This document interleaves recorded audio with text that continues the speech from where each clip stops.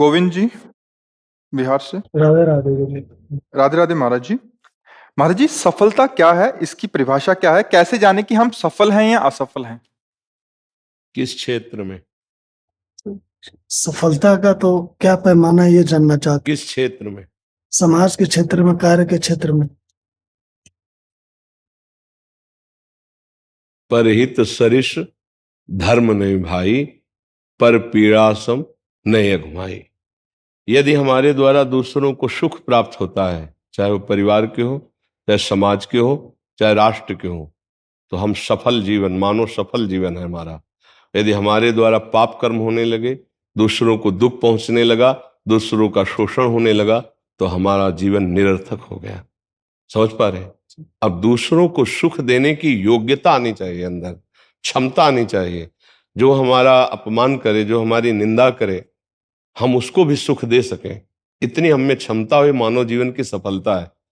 वो क्षमता आती भगवान के आश्रय और भजन से। लौकिक और पारलौकिक दोनों उन्नति चाहने के लिए बुद्धि शुद्ध होनी चाहिए, और बुद्धि शुद्ध होती है भगवान के चिंतन से, भगवान के नाम जप से। अशुद्ध बुद्धि वाला भले वो धर्म का नाटक करे, वो केवल अपनी वासनाओं का पोषण ही करता है। किसी से भी मिलेगा, उससे क्या लाभ ले लें यही बात सोचेगा, उससे क्या सुख ले लें यही। और जिसकी ये बुद्धि है वो सुसुख वांछा है। सुसुख वांछा वाला कभी समाज का कल्याण नहीं कर सकता, कभी समाज को सुख प्रदान नहीं कर सकता। वो जीवन की सफलता नहीं, वो निरर्थकता है। जीवन सफल है दूसरों को सुख पहुंचाकर स्वयं सत्य और सच्चिदानंद को प्राप्ति करना। वो होता है भजन से और परोपकार से। ये क्षमता हृदय में आनी चाहिए। परोपकार किसके दिमाग में चल रहा है? सबके दिमाग में चल रहा है केवल कैसे धन कमाऊं, कैसे भोग भोगूं, कैसे परिवार को जिलाऊं, कैसे खुद वासनाओं की पूर्ति करूं। बस विचार करके देख लीजिए, इससे ज्यादा दिमाग में और दौड़ नहीं है। हम कोई पद प्राप्त कर लें, उससे अच्छा धन कमा लें, उससे परिवार को सुख पहुंचाने की चेष्टा करें धन के द्वारा। अपने परिवार को केवल सुख पहुंचाने की चेष्टा की भावना, अपने शरीर को सुख पहुंचाने की चेष्टा की भावना, ये अधर्म में उतार देती है। जैसे एक दूध बेचने वाला है, अपने परिवार के सुख के लिए वो केमिकल मिलाकर के दूध बना रहा है, और वो भारी संख्या में दूध को बेच रहा है, जिससे हजारों लाखों बच्चे पिएंगे। अगर उसी से को तुम अपने बच्चों को पिलाओ तो नहीं पिलाएगा। अब वो केवल अर्थ की प्रधानता के लिए जानबूझकर ऐसा आहार बेच रहा है जिससे कैंसर की वृद्धि हो, जिससे आंतें खराब हो, जिससे शरीर अस्वस्थ हो। अब वो क्या सफल है? खूब धन कमा रहा है, क्या समाज में उसे सफल व्यक्ति माना जाएगा? विचार कीजिए। एक आदमी है जो अपने धर्म से चलता है लेकिन गरीब है, लेकिन वो किसी का अहित नहीं करता, किसी का मंगल नहीं करता है, उसका सफल जीवन माना जाएगा। आज हम सफलता धन से, अच्छा मकान बना लिया, बढ़िया गाड़ी लिया, चाहे वो अधर्म की पूर्वक हो, लेकिन उसके आचरण, उसका व्यापार या उसका कर्तव्य वो उसके साथ बिल्कुल विपरीत चल रहा है। वो अपने कर्तव्य का पालन नहीं कर रहा, अधर्म आचरण कर रहा है और दुर्गति को प्राप्त होगा। तो क्या आप उसे सफल जीवन कह सकते हैं? जो अधर्माचरण, आप विचार कीजिए कितना कितना मतलब दर्दनाक विषय है कि जिनसे हम हाथ धो करके भी कई बार धोना चाहेंगे, ऐसे पदार्थ दूध में मिलाए जाते हैं। मतलब ऐसे पदार्थ दूध वो बना, बिल्कुल वो मतलब जहर समझो ऐसा। अब वो दूध ऐसी पवित्र वस्तु है कि अब सब जो फ्लैटों में रह रहे हैं, मकानों में रहे, गाय तो सब पाल नहीं सकते फ्लैट में, अब वो दूध लेंगे ही ना।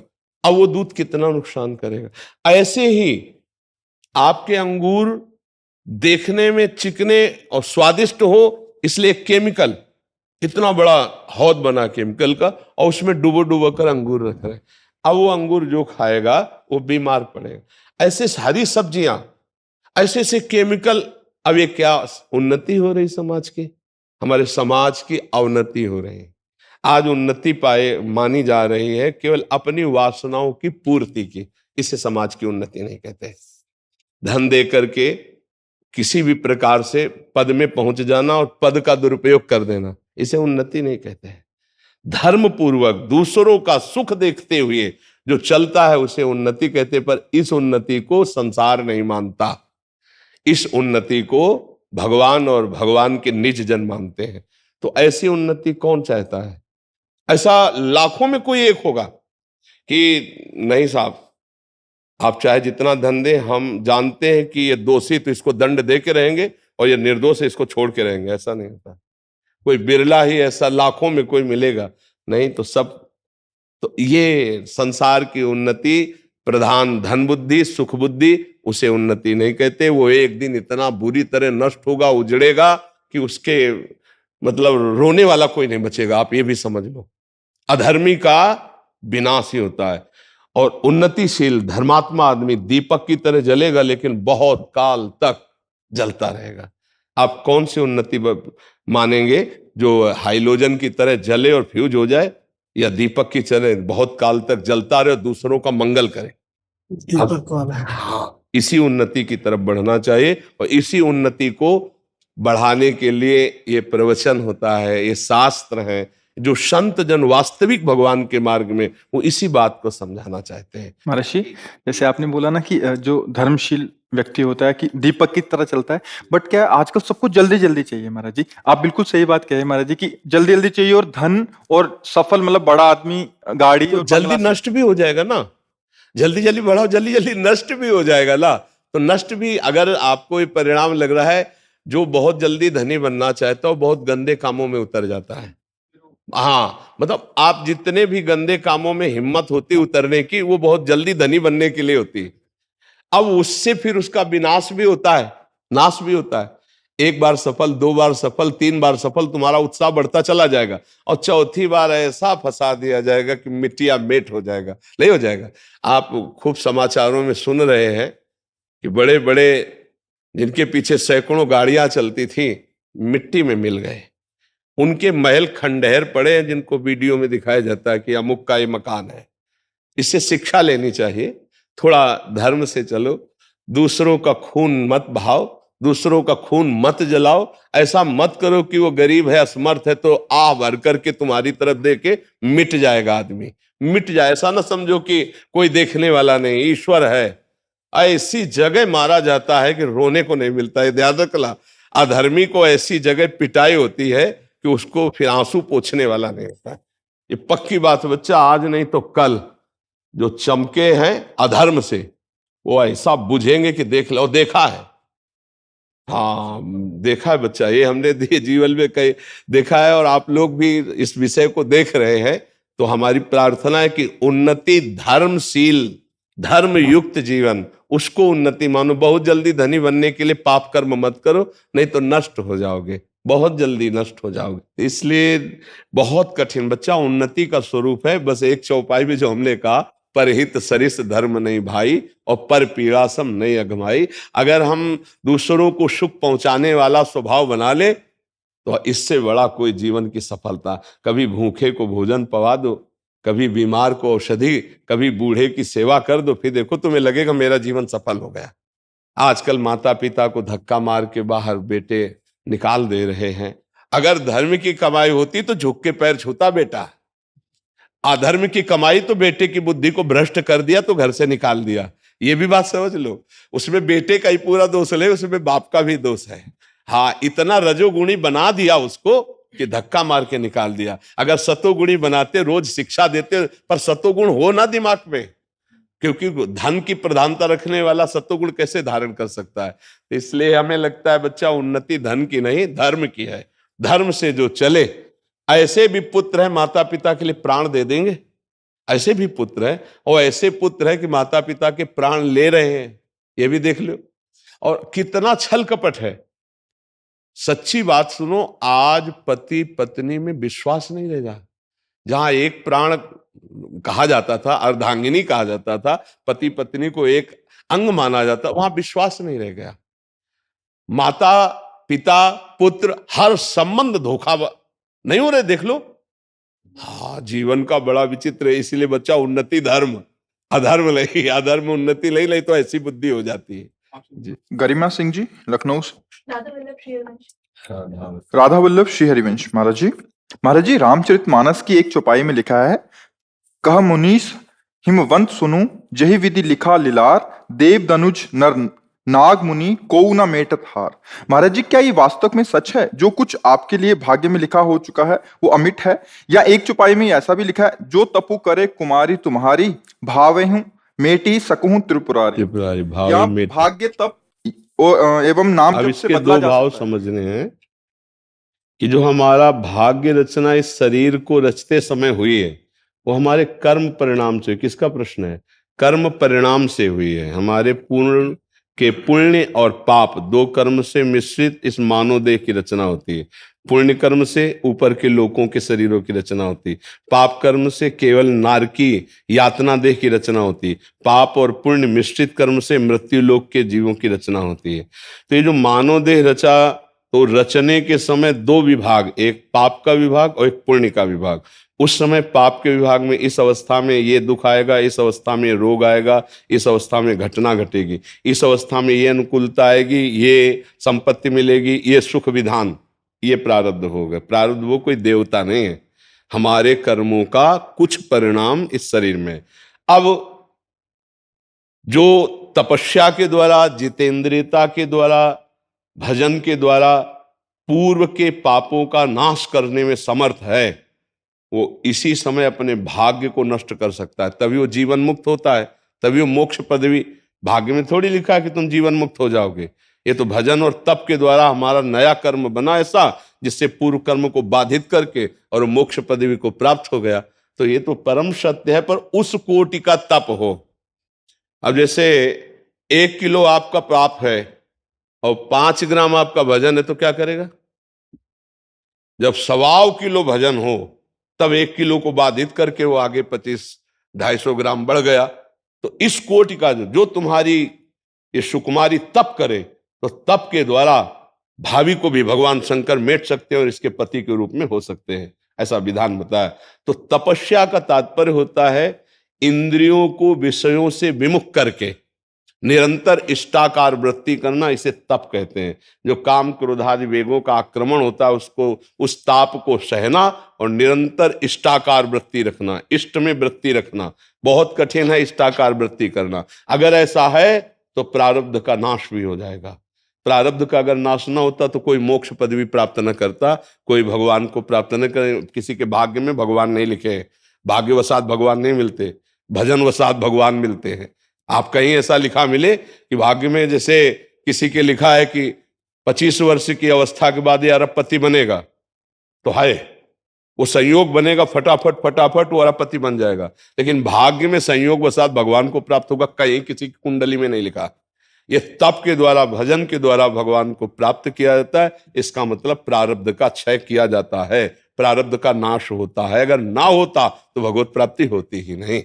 तो भगवान शंकर की प्राप्ति का मतलब भगवान की ही तो प्राप्ति है कि अगर तुम्हारी सुकुमारी तपस्या करे तो भगवान शंकर प्रारब्ध मेट सकते हैं और वो इनको प्राप्त हो सकते हैं। तो भगवत प्राप्ति भजन के द्वारा होती है, तप के द्वारा होती है। तो समस्त प्रारब्ध छिन्न भिन्न हो जाता है, क्रियमाण निष्फल हो जाता है, संचित भस्म हो जाता है, तो उसे भगवत प्राप्ति होती है। भजन में इतनी सामर्थ्य है, और भजन के बिना अवश्य में भोक्तव्यम कृतम कर्म शुभाशुभम। आप जो कर्म कर रहे हैं शुभ अशुभ उनको भोगना ही पड़ेगा। तो दोनों बातें सत्य हैं, दोनों अपनी अपनी जगह सिद्धांत है। समझ पा रहे हैं आप? गोकुल कुमार जी उन्नाव से। राधा वल्लभ शेर गुरुदेव, आपके चरणों में कोटि कोटि प्रणाम। गुरुदेव, मैं गोकुलेश्वर महादेव जी के मंदिर प्रांगण में स्थित माता जी के मंदिर में सेवक हूँ। मैया बाबा की सेवा करते हुए आप में अति आसक्ति हो गई है। आपके बताए मार्ग पर चलने का भी प्रयास कर रहा हूँ। अतः गुरुदेव, मैं पूर्ण रूप से आपका होना चाहता हूँ, आपके बताए हुए मार्ग पर चलना चाहता हूँ। गुरुदेव, इनका एक प्रश्न है कि गुरुदेव, मंदिर में कोई चरण स्पर्श की जिद करे तो क्या करना चाहिए? आपके ठाकुर का जो नियम हो, मंदिर में जो नियम हो, उसकी मर्यादा का पालन करना चाहिए। यदि ऐसा है, कई जगह ऐसा है कि ठाकुर जी के चरण छू सकते हैं, जैसे विट्ठल भगवान है। कई जगह ऐसा है कि आप छू सकते हैं, और कई जगह ऐसा है कि आप, जैसे राधा वल्लभ जी, आप डेहरी नहीं क्रॉस कर सकते वहां, तो फिर नहीं। जहाँ का जो नियम है उसका पालन करना चाहिए। जी, माता जी हैं, दुर्गा माता जी के सेवक हैं। वहाँ किसी का कुछ नहीं, बस आपको ही सिरोधार करके चलते हैं। बहुत बड़ा मंदिर नहीं है, छोटा सा मंदिर है। तो वहाँ कई सारे भक्त आते हैं तो देखते हैं कि ये इनके चरण स्पर्श, मना करते हैं, जो है मैया देने वाली हैं, आप इनको चरणों में पड़ो, सबको देती हैं, हम तो सेवक झाड़ू पोछा करने वाले, ऐसा भाव रखते हैं। लेकिन कई लोग बहुत जिद कर आपके चरण छूने की बात कर रहे हैं? जी। मैं तो प्रभु के चरण छूने की बात नहीं, हमारा तो लक्ष्य आप हुए ही नहीं, हम तो प्रभु के चरण छूने की बात गए। आपको तो जहर मत खा लेना, बहुत मीठा जहर होता है ये चरण छुआना ना, पैर पूजवाना ना, ये बहुत मीठा जहर होता है। ऐसा लगता है किसी ने छू लिया तो लगता है सब कुछ ले गया, पैसे ले ले, लेकिन ये कभी ना। नहीं, ले लेने की बात नहीं। सम्मानम कल्याति घोरगर्लम नीचापमानम शुदा, श्री राधा मुरलीधरो भज सके वृंदावन माते। अगर आप भगवान के मार्ग में चलना चाहते हो तो सबको प्रणाम करना सीखो, प्रणाम करवाना नहीं। कोई प्रणाम करे ना तो उसे कहने की कोई बात नहीं, वो पंचांग कर रहा है हम ऐसे कर लिए, और ये अरे अरे नहीं नहीं, ये भी नहीं, ये भी नाटकबाजी नहीं। कोई प्रणाम कर रहा है, उसकी श्रद्धा है मानसिक, हम प्रणाम हम स्वीकार नहीं करते। प्रणाम स्वीकार करना का मतलब होता है, समझ रहे हैं ना, प्रणाम, हाँ, प्रणाम अस्वीकार करने का मतलब आपकी श्रद्धा पंचांग साष्टांग आप कर रहे हो, हम आपको कर रहे हैं बस। हाँ, अगर मान लेना स्वीकार कर लिया तो आगे परमार्थ में नहीं बढ़ सकता। हाँ, अमानिना मान देना कीर्तनीया सदा हरि, स्वयं अमानी रहकर दूसरों को। हमने तो समझा ठाकुर के आराध्य देव के चरण छूने की बात, लेकिन अपने छूने का तो कोई सवाल ही नहीं है। ऐसा तो कभी नहीं होना चाहिए। अपने को सदैव अधम नीच मानना चाहिए। जो दूसरे प्रणाम करते हैं उनके भाव को प्रणाम करना चाहिए कि तुम्हारे कितने अच्छे भाव हैं, हम प्रणाम करते हैं, पर मैं प्रणाम योग्य नहीं हूँ। प्रणाम योग्य आराध्य देव या हृदय में बैठे हुए भगवान। जैसे अपने लोगों को कोई प्रणाम करता है लक्ष्य करके, तो हम अपने गुरु को देखते हैं कि ये गुरु का दिया हुआ प्रसाद है, उसी को प्रणाम कर रहे हैं। हम तो अधम निमित्त मात्र हैं, प्रणाम तो इष्ट और गुरुदेव को हो रहा है। ये तिलक, ये कंठी, ये वेश गुरुदेव ने दिया है। अब ये उतर जाए पैंट शर्ट पर, ले कोई प्रणाम करेगा क्या? तो इसी को तो प्रणाम कर रहे हैं। अच्छा, जो सद्गुण है वो गुरु प्रदत्त है, जो मंत्र है उपासना वो गुरु का है। तो हमारे पास तो सब कुछ गुरु का है, तो जो कुछ प्रणाम जा रहा है वो गुरुदेव को जा रहा है। अपने लोग तो केवल निमित्त मात्र हैं, ऐसा भाव रखा जाता है जी। सीए नरेंद्र जी, भीलवाड़ा, राजस्थान। राधा वल्लभ श्री हरिवंश महाराज जी, हम आपका सत्संग और एकांतिक वार्तालाप पिछले 6 महीने से सुन रहे हैं। महाराज जी, मेरा एक प्रश्न है, मन, बुद्धि, ज्ञानेंद्रियां और कर्मेंद्रियां ये सब मिलकर शरीर में जीवन भर अच्छे और बुरे कर्म करते रहते हैं। आत्मा इन सबसे अलग, निर्गुण, निष्पाप, पवित्र रहती है। जब शरीर की मृत्यु होती है तब मन, बुद्धि, ज्ञानेंद्रियों और कर्मेंद्रियों के सहित सब अग्नि में जल जाते हैं। नहीं, कहाँ तुम्हारी कहाँ समझ है? समझ कहाँ है? अभी गलत समझ है। अभी मतलब समझ सही नहीं हुई ना, सही शब्द नहीं है। बात ये समझनी है, अपने पवित्र और निर्विकार स्वरूप को भूल करके एक एक शब्द को समझना। आपने अपने को देह मान लिया, माना ना देह, ईमानदारी वाली बात है। आप पुरुष हैं, आप अमुक हैं, माना ना। देखो, पहली गलती ये हुई। दूसरी गलती ये हुई कि मन में आपने अपने आप को बिठालकर जो मन चाहता है वही आप चाह कर लेते हैं। मन ज्ञानेंद्रियों के द्वारा, जैसे नेत्र है, वो कुछ देखना चाहता है, तो अब आपकी इच्छा हुई कि आज मैं ये देखूंगा यार, आज मेरे कह जरूर ये रहे हो कि आज मेरे मन में आया है कि मैं देखूंगा, तो मैं आज ये देखूंगा। मन ने जो चाहा वो आप ज्ञानेंद्रियों के साथ मन का संकल्प न समझकर आपने अपना माना। ठीक है, यहां से आपकी गलती शुरू हो गई। अब वो जो शुभ या अशुभ 2 प्रकार के संकल्प करता है, अच्छे या बुरे, वो आप अंदर बैठाल करके वही कर रहे हैं जो वो कह रहा है। वो गुरु और आप चेला। अब आप अपने को निर्विकार शुद्ध बुद्ध आत्मा शब्द नहीं कहेंगे, अब मलिन देहाभिमानी जीव कहा जाएगा। समझ रहे ना? अब ये मलिन देहाभिमानी जीव का जब शरीर पूरा होता है तो केवल पंचभूत रचित ये ढांचा जलता है। इसके अंदर जो 5 ज्ञानेंद्रियां, 5 कर्मेंद्रियां, अंतःकरण, चतुष्टय, ये जीवात्मा लेकर दूसरे शरीर में जाता है। साथ ही रहते हैं। साथ जब तक जीवन मुक्त नहीं होगा तब तक वो साथ रहते हैं। ये भस्म नहीं होते, भस्म होता है केवल ढांचा एक। इसी शरीर को जब आप स्वप्न में होते हैं तब इसका ज्ञान होता है क्या? आपको नहीं होता ना, कि सैया में एक शरीर सोया हुआ है, लेकिन स्वप्न में आपको यदि पिटाई करे या पूजा करे तो सुख दुख का अनुभव होता है ना, तो स्वाप्निक शरीर से होता है ना। ऐसे ही उस जीवात्मा के साथ ज्ञानेंद्रियां और कर्मेंद्रियां साथ रहती अंतःकरण के। अब अगर पाप किया है तो नरक में तो यातना देह मिलता है। स्वप्न में कोई गला काटे तो यद्यपि स्थूल शरीर को खरोच भी नहीं आएगी, पर आपको भयानक पीड़ा महसूस होगी। और कभी कभी देखो किसी का कंट्रोल अगर छूट गया तो चिल्ला पड़, लोग दौड़ते, क्या हुआ? बोले यार स्वप्न देख रहा था। समझ पा रहे ना? स्वप्न की खरोच भी स्थूल शरीर में नहीं है, पर उसे पीड़ा है, वो तभी हटेगी जब वो जग जाएगा।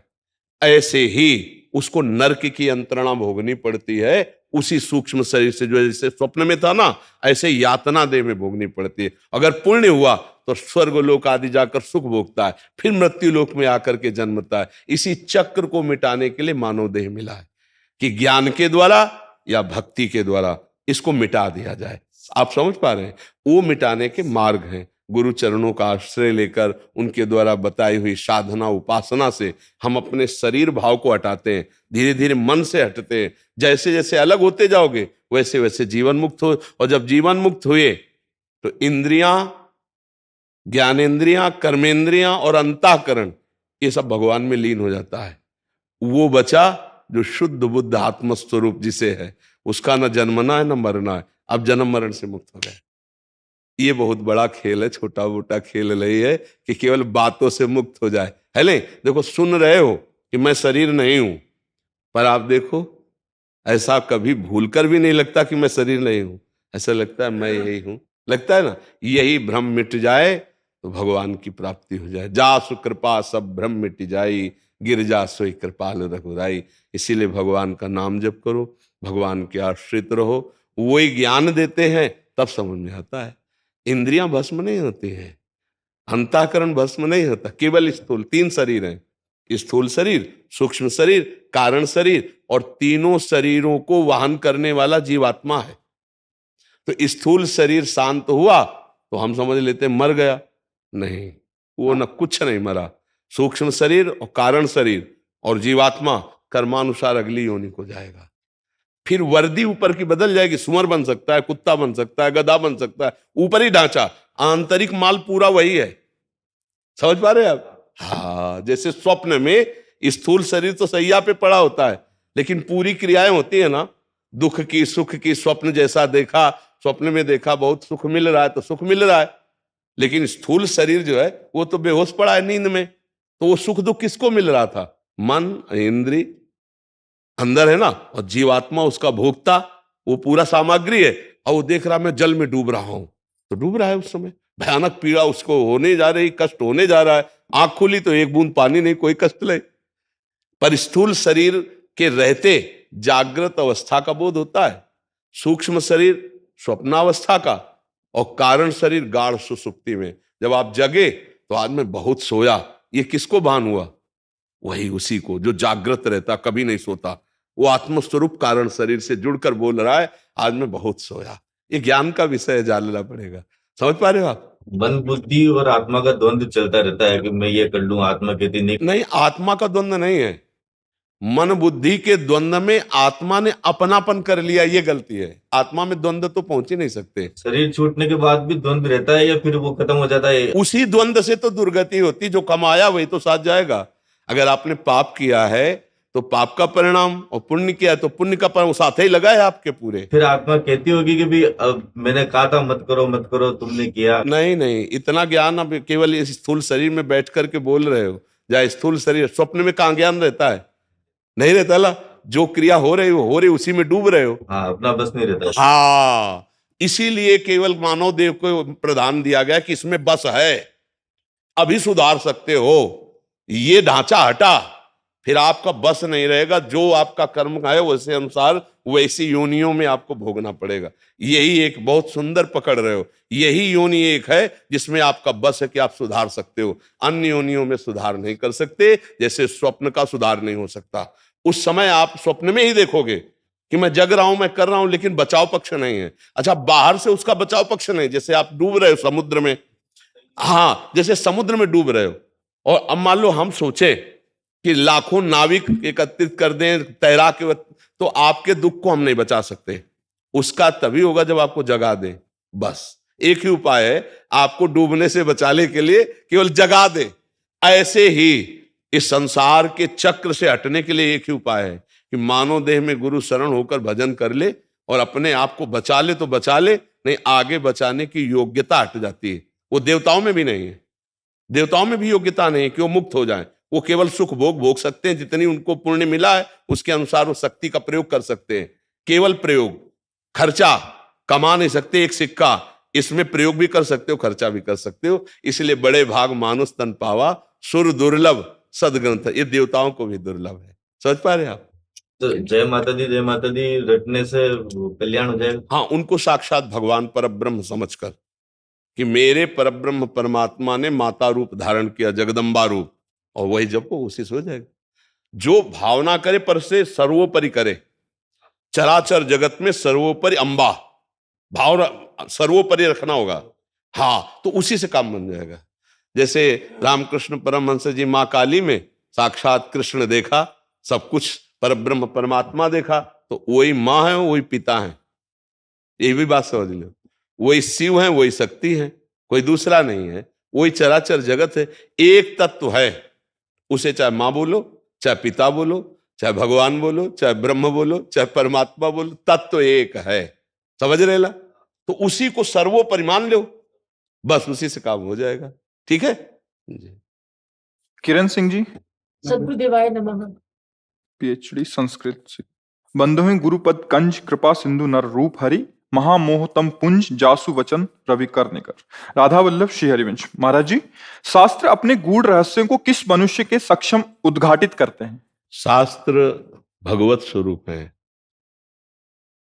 आज तक किसी के अंदर अगर शास्त्र का प्रकाश हुआ है तो गुरु चरणों में बैठ करके हुआ है। उपनिषदों को पढ़ के देखो कि गुरु चरणों के आश्रित होकर उनके आदेशानुसार जब चले, संयम नियम पवित्रता धारण की, तो फिर शास्त्र के वचनों का उनके हृदय में साक्षात्कार हुआ। तो शास्त्र जो है ये गूढ़ अर्थ प्रकाशित करते हैं। अगर वो संयमी नहीं है, वो गुरु सेवक नहीं है, तो उसका अर्थ कुछ और निकाल पाएगा। अगर संयमी गुरु सेवक है तो ठीक उसका अर्थ समझ पाएगा। जैसे भूल भुलैया रखी जाती है खजाने में, खजाना जहां रखा जाता है तो उसके 50 मार्ग रखे जाते हैं, उसको वही जान पाएगा जिसको उसका रहस्य पता है। नहीं, वो जाएगा, वो घूमता रहेगा। ऐसे ही अध्यात्म का खजाना है शास्त्रों में, और वो गुरु सेवक गुरु आज्ञा के अनुसार संयम जितेंद्रियता पवित्रता धारण करने वाला ही शास्त्रों के आंतरिक रहस्य को जान पाएगा। नहीं तो भूल भुलैया में भटकता रहेगा, उसका दूसरा अर्थ बोलेगा, शास्त्रों के रहस्य को नहीं जान पाएगा। शास्त्र कोई साधारण विषय नहीं कि आप उसको पढ़ लिया, अर्थ पढ़ लिया तो आप जान गए। नहीं, उसके लिए जितेंद्रियता पवित्रता गुरु सेवा, तब शास्त्र प्रकाशित होते हैं हृदय में। और शास्त्र प्रकाशित हुए, अध्यात्म ज्ञान संपन्न बना कि उसे भगवत साक्षात्कार हो जाता है। तो पहली बात है कि गुरु चरणों का आश्रय लेकर संयम नियम आचरण पवित्रता जितेंद्रियता मनोनिग्रहता ये उस उपासक में होनी चाहिए। तब वो शास्त्रों का स्वाध्याय करके उस बात को जान पाएगा कि शास्त्र क्या लक्ष्य कर रहे हैं, श्रीमद् भागवत क्या कह रहा है, वेद क्या कह रहा है, उपनिषद क्या कह रहे, तब समझ में आएगा। आप समझ पा रहे? गुरु चरणों के आश्रित होकर के। महाराज जी, त्रिविध ताप किन मनुष्यों को संतप्त करते हैं, वो कैसे? देहाभिमानी को। स्थूल सूक्ष्म कारण 3 शरीर हैं, और इन तीनों शरीर का जो अभिमान धारण किए हुए है उसको दैहिक दैविक और भौतिक तापों को भोगना ही पड़ता है। तो त्रिगुणात्मिका माया के द्वारा रचे हुए तीनों शरीरों में अहम बुद्धि करके विचरण करने वाले को इन तीनों तापों को भोगना पड़ता है। और जो इन तीनों शरीरों से राग हटाकर एकमात्र भगवान के चिंतन में तन्मय होकर अपने कर्तव्य कर्म का पालन करता है, तो उसके हृदय में किसी भी ताप का प्रवेश नहीं हो सकता। नहीं, भगवान का जहां चिंतन है, भगवान का आश्रय है, तहां ताप नहीं, तहां पाप नहीं। पाप है जहां, वहीं ताप है, और वहीं शरीराभिमान है तो नाना प्रकार के काम क्रोध लोभ मोह मद मत्सर इनका वेग है। सबका मूल अहंकार है, देहाभिमान है। ये भगवान के भजन से नाश होता है। जहां भजन भगवान का प्रारंभ हुआ, चित्त वृत्ति आनंद में डूबी, हर ताप नष्ट हो जाएगा। दैहिक दैविक भौतिक तापा उसके हृदय में नहीं, जहां राम राज काहू नहीं व्यापा। तो हृदय में यदि भगवान का प्रकाश हो चुका है तो सबके हृदय में भगवान, लेकिन नाम जप के द्वारा भगवान को जगाया जाता है, प्रकाशित किया जाता है। भगवान यहाँ विराजमान, जब खूब भजन करे तो भगवान माया का पर्दा हटा करके इसी हृदय में प्रकाशित हुए। तो दैहिक दैविक भौतिक तापा, राम राज काहू नहीं व्यापा। जहाँ हृदय में भगवान का वास, उस हृदय में कभी भी ये तीनों ताप प्रवेश नहीं करते। और जो भगवान से विमुख हैं उनको हर ताप, ये तीनों ही ताप क्या, हर ताप झेलना पड़ता है। काम क्रोध लोभ मोह मद मत्सर, ये सब अग्नियां हैं, ये सब हृदय को जलाती रहती हैं। समझ पा रहे हैं आप? महाराज जी, मानसी सेवा के पुष्ट होने के सोपान क्या है? पहले प्रगट सेवा। प्रगट सेवा में अत्यंत ऐसी रुचि हो जाए कि आठों पहर हमारा चिंतन बनने लगे अपने इष्ट के प्रति। प्रातः से लेकर शयन तक, शयन से लेकर प्रातः तक हमारे हृदय में अपने आराध्य देव की आसक्ति पहले पैदा हो प्रगट सेवा के द्वारा। और प्रगट सेवा में जब आसक्ति हो जाती तो देखो मानसिक शुरू हो गई। जैसे हम अपने ठाकुर जी श्री जी को भोग लगा रहे, 4 रोटी दाल सब्जी रखी, पर मेरी आसक्ति बहुत प्रबल है। हमारी सामर्थ्य प्रगट में भोग लगाने की नहीं, पर आसक्ति प्रबल। अब हम शुरू हो गए गुजिया, गुलाब जामुन, बूंदी के लड्डू, खीर, पुआ, ये विविध पदार्थ भाव के द्वारा हम अब उस थाल में रख रहे हैं। देखो मानसिक सेवा प्रारंभ हो रही है प्रकट सेवा में। उसमें तो दाल सब्जी और रोटी रखे, भाव से विविध फल, विविध भाव में कोई कमी हो सकती है क्या? उसमें पैसा तो लगता नहीं। विविध फल और विविध भोग सामग्री अब शुरू हो गए। प्रिया जी, अब ये प्रिया जी को पा रहे हैं, ये प्रिया जी को पा, अब वो भाव में डूबा हुआ है। अब मानसिक सेवा प्रारंभ हो गई। इस तरह से प्रगट अष्टयाम सेवा से आंतरिक मानसिक सेवा का स्वयं प्रारंभ हो जाता है। प्रिया जी को फूल चढ़ा रहे हैं, थोड़े फूल हैं भाई, मालती के फूल, माधवी के फूल या गुलाब के फूल, मोगरा, 4 फूल। हमारी इच्छा है कि हम खूब सजावे, और मानसिक में तुरंत विविध प्रकार के गुलाब के फूलों की ढेर लगा दी भाव में ऐसे। फिर ऊपर से मोगरा के फूल, सफेद फूल, अब फिर ऊपर से सुंदर चादर, हमारे प्रिया प्रीतम बैठे। अब मानसिक सेवा शुरू हो गई। फूलों के पहाड़ पे प्रिया प्रीतम को बैठा दिया। अब इत्र बड़ा महंगा है, 100-500 का इतना मिलता है, हमें पूरा छिड़काव करना है। अब हम भाव में पहुंच गए। सुंदर इत्र की इतनी बड़े सुगंधित पूरा छिड़क रहे। अब ये इत्र सेवा हो रही। ऐसे ही हम पूरी 8 पैर सेवा कर सकते हैं। ऐसे हमारे पास सोना चांदी नहीं, पर हम भाव से आभूषण, स्वर्ण का मुकुट धारण कर रहे हैं, उसमें मोर पिक्स है, स्वर्ण की चंद्रिका विराजमान, स्वर्ण के बाजूबंद, स्वर्ण के हार, हीरे के हार भाव में धारण करवा रहे हैं। उसमें पैसा तो लगता नहीं। अब ये भाव कब आएगा? जब प्रगट सेवा।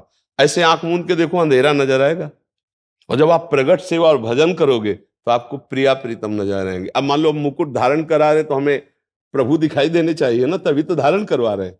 तो प्रगट मानसिक सेवा में प्रवेश कराती प्रगट सेवा। तो हम पहले नाम जप करें, संयम से रहें और खूब वाणी का पाठ करें, प्रगट सेवा करें, तो हमारी मानसिक सेवा में स्थिति प्रवेश हो जाएगी। पहले मानसिक देवता तो पधारे, प्रिया प्रीतम दिखाई तो दे। अभी आंख मूंदे तो देखो अंधेरा नजर आएगा, तो किसकी सेवा करोगे? मानसिक सेवा करने के लिए मानस में आराध्य देव तो आने चाहिए। तो इतनी योग्यता आती है भजन से, और प्रगट आसक्ति हो जाए सेवा में, तब आते हैं। महाराज जी, आंख बंद करने पे तो आप ही दिखते हो, तो फिर क्या करें? तो फिर आगे इसी में प्रिया प्रीतम आ जाएंगे। आप तन्मयता करो, ये ढांचा मंदिर है, इसके अंदर प्रिया प्रीतम है। आप बस अगर ऐसी आसक्ति हो जाए, कपिल भगवान कहते हैं कि जैसे संसार की आसक्ति घोर बंधन का कारण है, यदि संत महापुरुष और गुरुदेव में ऐसी आसक्ति हो जाए तो प्रभु की प्राप्ति का खुला हुआ द्वार है। यदि ऐसी मित्रता हो गई तुमको प्रेमानंद से, महाराज जी कोई नहीं दिखता, आप ही दिखते हो। तो आप ये समझ लो प्रेमानंद का ये बाहरी ढांचा है, आंतरिक ढांचे की प्राप्ति इसी ढांचे के चिंतन से भी हो जाएगी। अगर इस ढांचे के चिंतन से भी, क्योंकि ये ढांचा निमित्त बना है उसी के लिए। तो अगर आपके ध्यान में ऐसा आता है तो मतलब भगवान की विशेष कृपा है आपके ऊपर। मूर्ति आपकी रखी हुई है। हाँ, बस आप फिर नाम जप करो राधा राधा और ध्यान करो ऐसा। तो ये देखो शास्त्रीय बात है, कोई भावुकता की केवल नहीं है। ध्यान मूलम गुरु मूर्ति, पूजा मूलम गुरु पदम, मंत्र मूलम गुरु वाक्यम, मोक्ष मूलम गुरु कृपा। जब हम गुरुदेव का ध्यान करते हैं तो इष्ट देव अपने आप प्राप्त हो जाते हैं, क्योंकि शास्त्र की आज्ञा ध्यान मूलम गुरु मूर्ति, पूजा मूलम गुरु पदम, मंत्र मूलम गुरु वाक्यम, तो मोक्ष मूलम गुरु कृपा। आप उसकी चिंता न कीजिए। फिर जी महाराज जी, पूर्व में किसी के प्रति यदि दृष्टि विकार आ गया हो किंतु वर्तमान में आपकी कृपा दृष्टि से उसमें भगवत भाव उत्पन्न हो गया हो, क्या उसके लिए भी कोई प्रायश्चित करना? नहीं, हो गया प्रायश्चित, कोई जरूरत नहीं है। बहुत मंगलमय विधान है। पूर्व में गलती हो गई और आज हम उसको भगवत भाव से देख रहे, कोई बात नहीं, उसमें कोई अपराध नहीं, कोई दोष दृष्टि नहीं। वो तो स्वाभाविक है। हमारी दृष्टि गई, हमने दोष भाव किया, लेकिन फिर हम ब्रह्म भाव कर लिए, तो यही तो भाव है बचने का। भगवत भाव कर लिए तो हम उससे बच गए, क्योंकि दोष दृष्टि होना सांसारिक दृष्टि है, भगवत भाव होना है शास्त्रीय दृष्टि है। जो हम सत्य वस्तु को देख रहे हैं कि प्रभु ही है इस रूप में, अब कोई इससे बड़ा प्रायश्चित नहीं है। संगीता जी झारखंड से। राधा वाले प्रिय गुरुदेव आपके चरणों में कोटि कोटि नमन। गुरुदेव आपकी कृपा से मेरे जीवन में बहुत परिवर्तन हुआ है। मेरा नाम में मन लगा है। इतनी दूर से मैं आपके दर्शनों के लिए आई हूँ। मैं सर्वप्रथम आपसे क्षमा चाहूंगी, क्योंकि सबसे पहले जब मैंने आपकी वीडियो देखी और तथा आपके और आपके परिकर की वेशभूषा देखी तो मुझे बहुत हंसी आई थी। लेकिन जब मैंने आपकी वीडियो हम लोग देखते हंसी गए, के पात्र ही हैं, हंसी के पात्र ही हैं, क्योंकि सबके हृदय को शीतलता पहुंचाना हमारे भेष का उद्देश्य है। तो तुम्हारी हंसी आ गई तो हमारा जीवन सार्थक हो गया। कम से कम जले तो नहीं, सुखी तो हुए, शीतल तो हुए, है नहीं। और दूसरी बात यह है कि जब हम बहुत नाटक देखते हैं तो हमें सत्य भी नाटक दिखाई देने लगता है। हमारी दृष्टि में ऐसा होता है ना। तो आज जो समाज में साधुता है वो नाटक का रूप होती देखी गई। बहुत जगह ऐसा पाया गया जो बिल्कुल नाटक दिखाई दिया। तो वही नेत्र है, जिधर हम दृष्टि डालेंगे तो यही लगेगा सब धन के लिए हो रहा है, सब नाटक हो रहा है। पर ऐसा नहीं है। जब नाटक होता है तो किसी असली बात को खोजने की चेष्टा करो तो असलियत तक पहुंच ही जाओगे।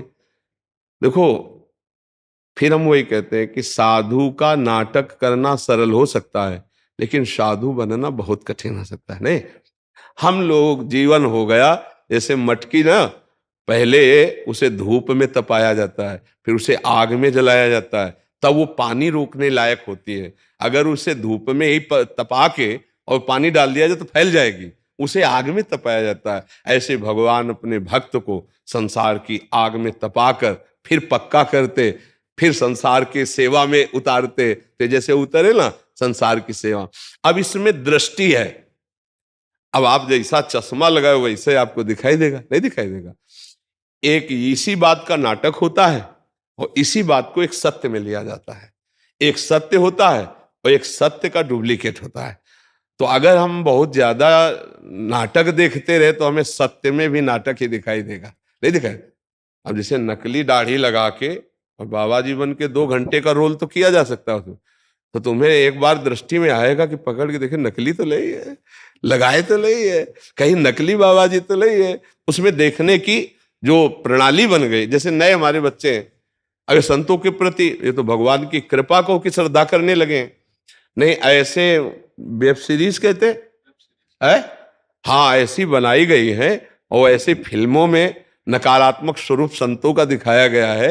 ये मतलब बिल्कुल गंदा आदमी, क्योंकि वो दिखाया जाता है ना, नकली कांच पहनने के लिए तो लाखों मिल जाएंगे, लेकिन असली हीरा खरीद कर पहनने के लिए है नहीं। तो ऐसे ही भगवान के निज जनों तक पहुंचने के लिए अब मोहि भा भरोसा हनुमंता, बिनु हरि कृपा मिले नहीं संता। जब भगवान कृपा करते तो अपने संतों का समागम दे। तो जब पहली बार देखा तो हंसी आई, फिर आगे क्या हुआ किसका? हाँ बोलिए जी। आगे हुआ कि लेकिन जब मैंने आपकी वीडियो देखना शुरू किया पर फिर तो अच्छा, सुनते ही हंसी रह क्या गए। आई देख के? ये हम लोगों का पीला कपड़ा और जटाजूट। नहीं गुरुदेव, मुझे लगा कि कैसे साधु है, कैसे क्या करते होंगे, क्योंकि मैं तो पहले बहुत अच्छे, मुझे लगा आप लोगों की दाढ़ी इतनी बड़ी बड़ी है, कैसे क्या करते, मतलब आप लोग अभी बड़ी तो कहा, अभी तो बांधे हुए। जब मैंने आपको सुना तो मुझे लगा गुरुदेव ही सच। देखो, संतों के 2 ही प्रणालियां, या तो मुंडन करवा के रखे और तो जटाजूट रखे। अब इसमें एक न साबुन लगाना है न तेल लगाना है, एक जंगली, तो थोड़ा रूप भी बिगाड़ के रखा जाता है। ये जो बाल वाल रखा जाते हैं ना, इससे रूप।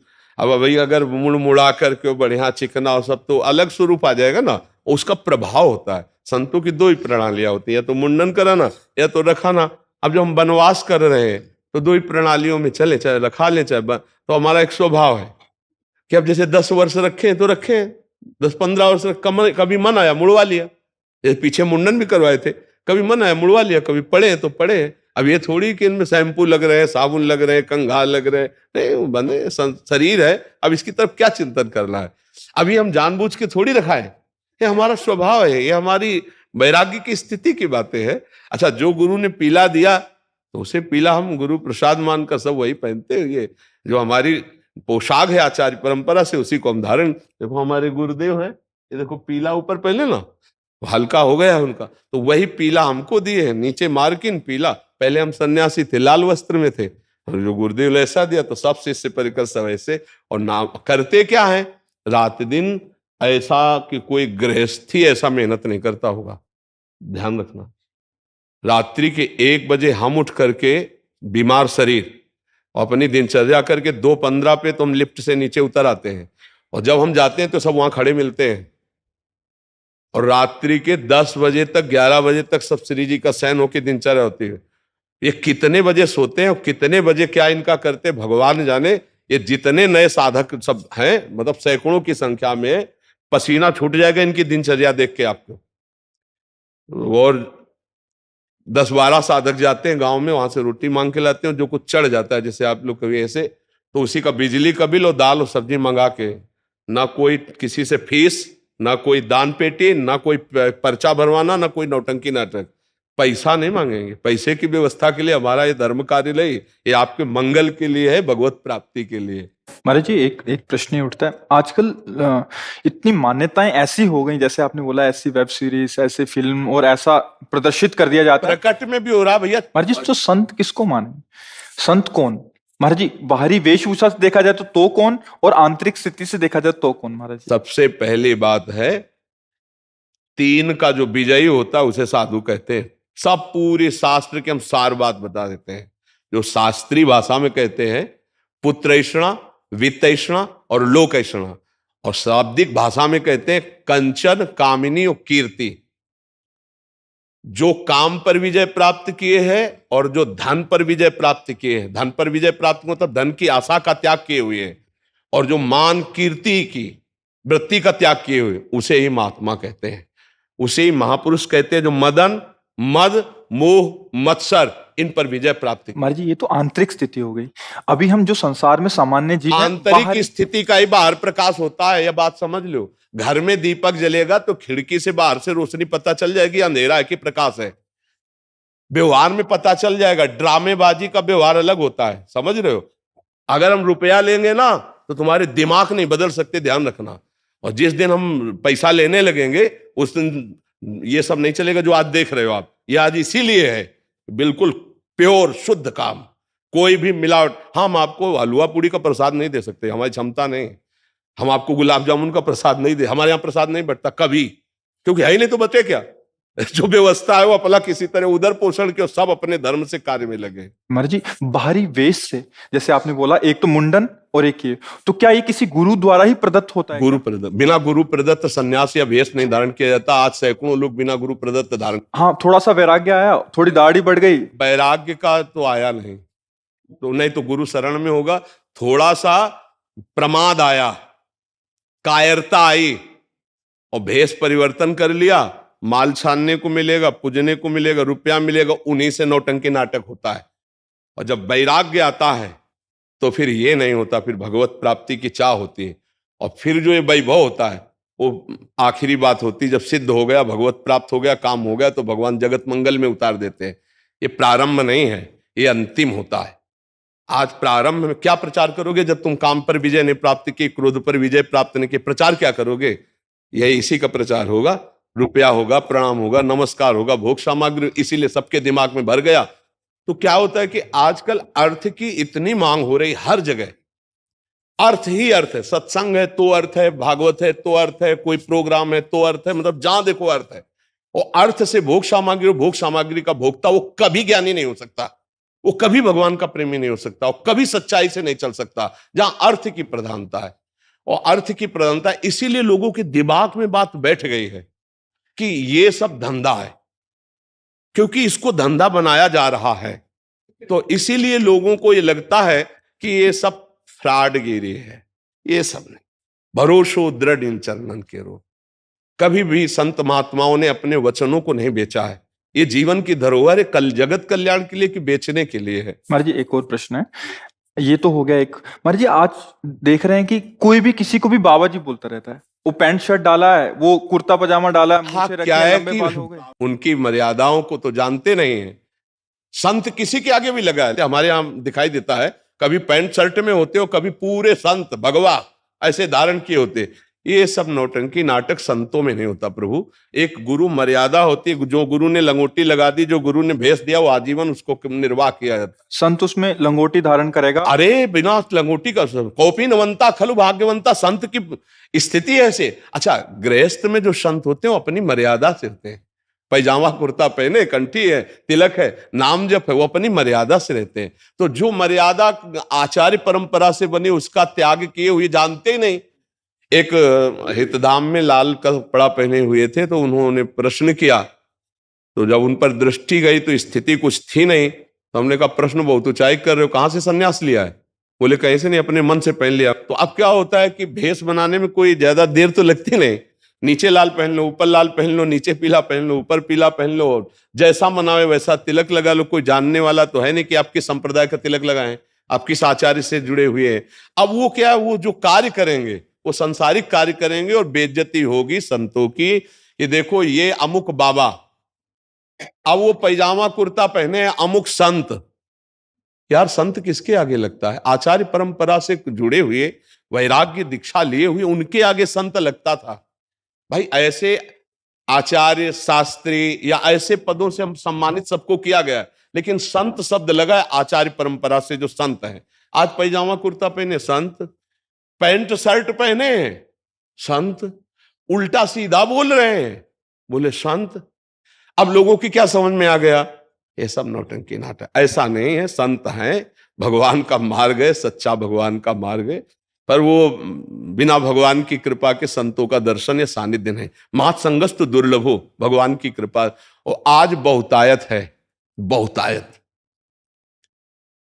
सच्ची मानिए ऐसी बहुतायत है कि जिसको जानना बड़ा कठिन। तो ये बात समझो कि अर्थ की प्रधानता, भोग की प्रधानता, मान सम्मान की प्रधानता, ये साधुता नहीं रहने देती, ये नाटक में उतार देती है। भगवान की कृपा से साधुता और संतों का मिलना बहुत कठिन है।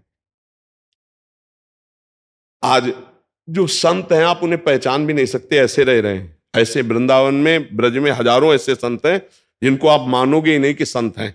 साधारण कपड़ा पहने, कमंडल लिए, रोटी मांगे, खाए, छुप के भजन कर रहे हैं, कौन जान पा रहा? तो अगर हम धन का महत्व रखेंगे, भोगों का महत्व रखेंगे, तो साधुता का मतलब क्या है? घर का को त्यागा था। गोस्वामी जी ने दो प्रकार के संत बताए हैं। एक संत बताए जो भोग ऐश्वर्य को भगवान के लिए त्याग कर भजन मार्ग में चलते हैं, वो एक नारी मुई घर संपत्ति नासी मूड मुड़ाए भय सन्यासी, गोस्वामी जी ने लिखा है। बहुत कठिन है साधुता का मार्ग और बहुत कठिन है संतों का दर्शन। ये भी बात समझ लो, भगवान की कृपा है तो साधु समागम मिल रहा है, और जितने दिन है उतने दिन ही मिल रहा है। ये बाजार है, उठ जाएगी, ज्यादा दिन नहीं रहेगी, पकड़ना है तो पकड़ ले, तो गाड़ी छूट जाएगी। महाराज जी दो शब्दों में एक अंतिम इसका करेंगे। महाराज जी हमारी अश्रद्धा ना हो जाए, इस वाक्य को पकड़ के कोई सच्चे संत पे भी ऐसा आरोप या ऐसी भावना कर सकता है, उसके लिए एक साधारण जो भक्ति मार्ग से विलग भी है या जुड़ा है, वो कैसे निर्णय ले? देखो, संत की सबसे पहली पहचान है, हम जिसके पास बैठे तो पहला काम हमारे हृदय में शीतलता आने लगेगी या जलन पैदा होगी। दो काम होंगे। अगर आप पापाचरण किए हो तो आपके अंदर जलन पैदा हो जाएगी, लगेगा मैंने बहुत बुरा किया, अब नहीं करूंगा। उसके पास बैठते ही, उसके वचन सुनते ही आपके अंदर खलबली पैदा हो जाएगी, यार बहुत गलती हुई, अब कसम खाता हूं ऐसा नहीं करूं।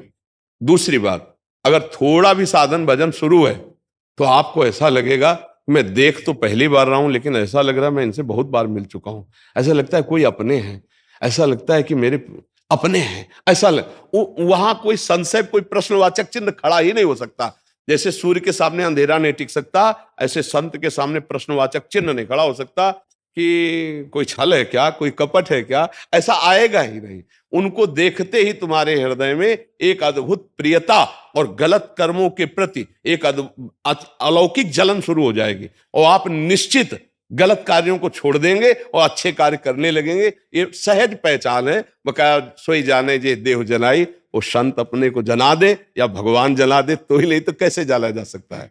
पर हमारी सबसे अपनी तरफ से प्रार्थना है, हमको सबके प्रति भाव रखना है, पर जहां हमको गलत थोड़ा भी नजर आवे तो हम निंदा न करें, वहां से दूरी हट जाएं, चाहे कोई भी हो। ये बात हमें ध्यान रखनी है।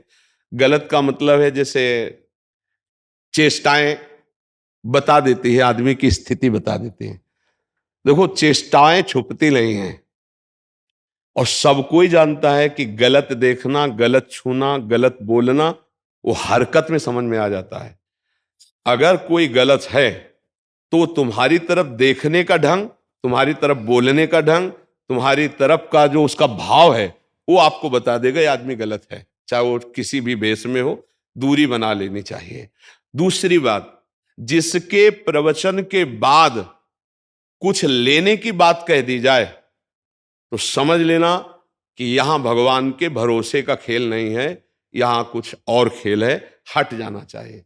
तीसरी बात, जो मिलते ही आपको अपना बनाने की कोशिश करे, जो आपको अपना बनाने की, वहां कभी मत फंसना।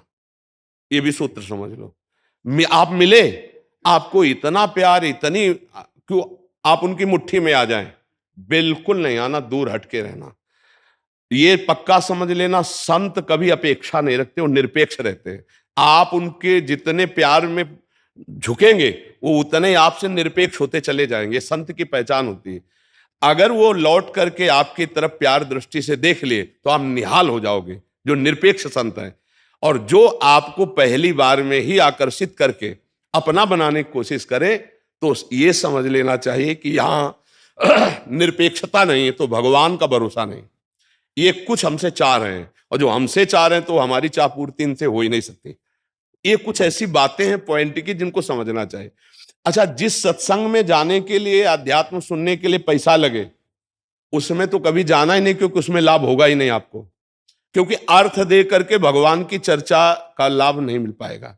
अध्यात्म कभी पैसे से नहीं बिकता, और पैसे से कभी अध्यात्म को खरीदा नहीं जा सकता। आज समाज अंधी होती चली जा रही है। हमारे रोग दूर होंगे भगवान नाम जप से, ना कि किसी के छूछा से। बात पक्की समझ लेना।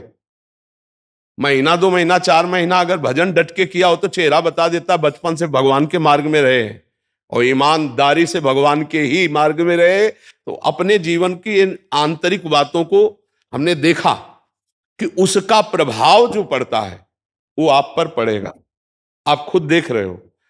अगर लाखों लोग मिल रहे हैं और कह रहे हमारा परिवर्तन हो रहा है, तो कोई हमारे प्रवचन में जादू नहीं है। ये प्रवचन सब जगह होते हैं, हम शास्त्र की बात कहते हैं। अंतर इतना है कि हम आपके कल्याण के लिए सिर्फ बोल रहे हैं, आपसे कुछ चाह नहीं रहे, इसलिए आपका परिवर्तन, अन्यथा नहीं, अन्यथा नहीं। तो हमको ये बातें ध्यान रखनी कि कोई भी छूछा, कोई भी हवन, कोई भी जंतुर मंतुर तुम्हारे दुखों को नहीं मिटा सकता। रामकृष्ण परमहंस सिद्ध महापुरुष थे, गले में कैंसर था, आप विचार करके बताइए क्या उनके भजन में कमी थी, भगवत प्राप्त नहीं थे, क्या था? और आज तुम भरोसा करते हो छूछा का कि तुम किसी के पास चले गए, वो तुम्हें जंतुर दे देगा, तुम्हारे ऊपर हाथ फेर देगा, जाओ आशीर्वाद ठीक हो। या काहे को फंस रहे हो?